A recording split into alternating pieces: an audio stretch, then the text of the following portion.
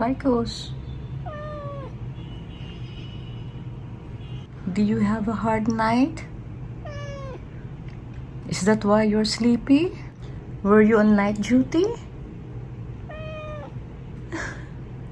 You're so funny, Ficus. Why? Were you up all night? What were you doing last night? Hmm?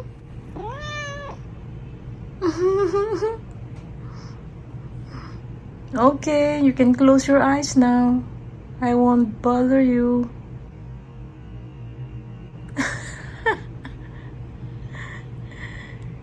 You're a funny cat. Yes, you are, sweetie.